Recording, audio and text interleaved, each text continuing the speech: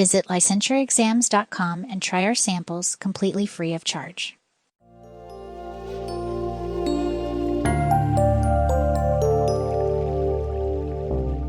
Hey there, you fantastic therapists. I'm Dr. Linton Hutchinson. And guess what? Today we're going to go over the dissociative amnesia, specifically with the dissociative fugue specifier. If you're wondering where Stacy is, well, today she's hanging about 100 feet up in the air, working on a historic barn somewhere in Minnesota. No, not Minnesota, Michigan. What am I thinking? Well, anyways, in the DSM-5 TR, this requires the inability to recall important autobiographical information that's inconsistent with ordinary forgetting. Definitely not my words. The amnesia causes significant distress or impairment in functioning, and it's not due to substances or neurological conditions. The fugue specifier applies when there's purposeful travel or bewildered wandering associated with amnesia for identity or other autobiographical information. In other words, who am I? Where am I? What am I doing? So the duration of this happening really varies. Some fugue states only last a few hours, while others will last more than months. The onset is typically sudden, often following severe psychosocial stressors like combat exposure, natural disasters, or most likely personal crisis. You'll see complete memory loss of personal history during the fugue state, though procedural memory and general knowledge remains intact. The client may assume a new identity and appear to function normally in whatever new environment that they're in. When the fugue ends, it's usually really abrupt, and you'll observe complete amnesia for all the events and situations that occurred during the fugue period. Okay, what's the clinical presentation? What's that look like? So when you encounter dissociative fugue in therapy, you'll see sudden, unexpected travel away from home with amnesia for their own personal identity of who they really are. Your client may be brought back to you by the police or family after being found hundreds of miles away, with typically no memory of how they got there. During the fugue state, you'll observe organized, purposeful behavior rather than feeling confused. They're not just wandering aimlessly. You'll notice selective amnesia affecting personal memories, while just general knowledge of things stay intact. Your client can still drive, use money, and interact socially, but won't remember real common things like their name or their history. The presentation often involves the assumption of a new identity with different characteristics and behaviors. You've probably heard about someone who disappeared from their life as an accountant, and then they were found weeks or months later working at Publix at the sushi department under a different name, maybe Kai, who knows.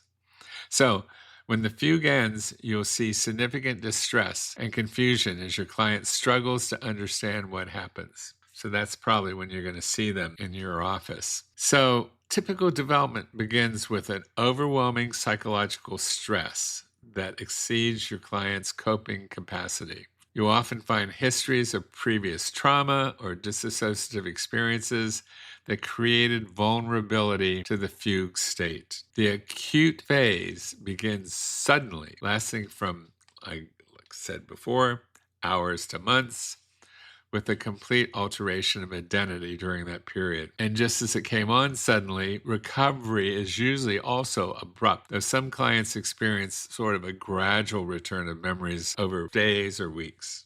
Post-fugue adjustment involves significant challenges for your client because they've got to process what happened during that lost time. And they're also going to have to deal with the consequences of whatever they did during the fugue. Something similar to that happened with one of my students. I was working at Stone Soup School, which was a boarding school. And one night, John took the van and drove 300 miles over the St. Pete Beach and was only discovered a couple days later by the police and was returned to the school. So it does happen. It seems to be rare, but it does happen, and you may have a client such as that. What are the associated features? Well, when you have a client, you'll observe high rates of childhood trauma. Oh, talking about John, his parents had just gotten a divorce, and he was really close to them. So I think that was the precipitating factor with him. But anyways, you'll observe with your clients a high rate of childhood trauma, particularly abuse or severe neglect, that established disassociation as a coping mechanism.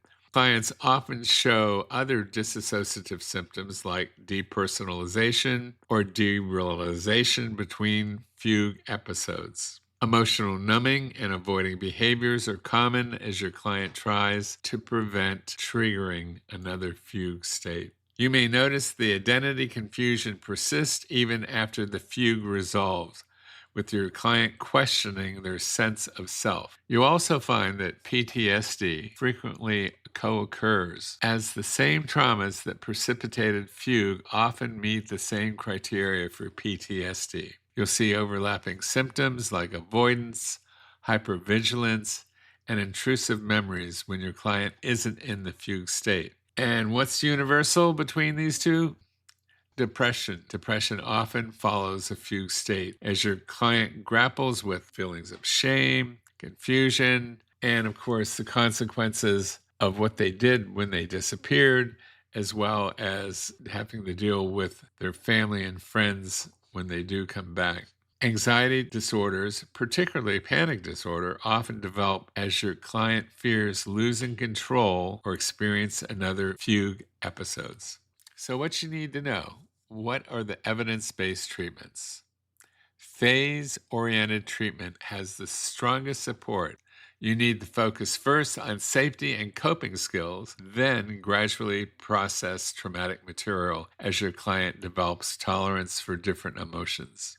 Cognitive behavioral therapy helps your client identify triggers and develop alternative coping strategies. You work on challenging catastrophic thoughts that make disassociation seem like the only coping mechanism that they can use. EMDR shows promise for processing traumatic memories that precipitated the fugue, though you need to have specialized training and have the EMDR adapted for disassociative clients.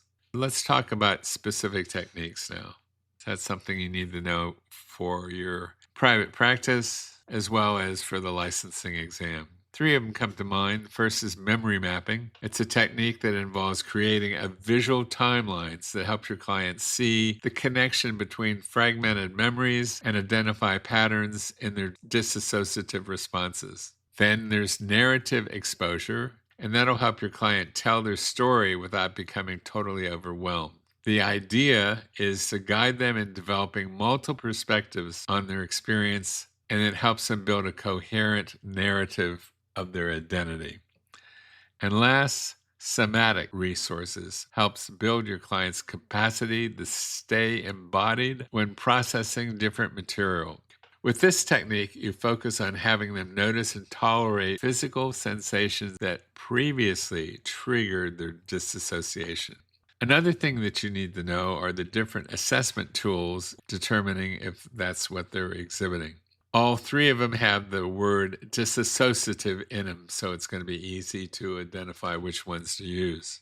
The first one is called the Dissociative Experiences Scale, and it screens for dissociative symptoms. The second is the Dissociative Disorders Interview Schedule, which is basically to assess for differential diagnosis.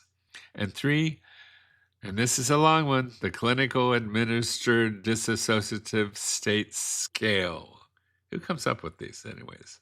But basically, that tracks the symptom changes over treatment. So it's something that you would administer at the beginning, every couple weeks, to objectively measure your client's progress.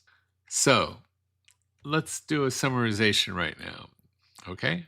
Dissociative fugue represents an extreme psychological defense. It's really a defense mechanism where your client's mind completely erases their identity to escape unbearable circumstances. 2, you need to recognize and understand the organized behavior during fugue distinguishes it from other conditions. Your client is not confused, they're not psychotic, they're just functioning under a different identity. They're not making it up, they're actually functioning as a complete new person. Your success treating this client will be dependent on you actually respecting the protective function of the fugue while gradually building your client's capacity to face what they couldn't tolerate before. You're not trying to force an integration, but you're trying to facilitate it. And the last and probably most important is the phase-oriented approach is non-negotiable. You always have to stabilize the client before even trying to attempt any trauma processing. You can't skip ahead without risking re-traumatization or another fugue episode. Well, that's it. And as we always say, remember, it's in there.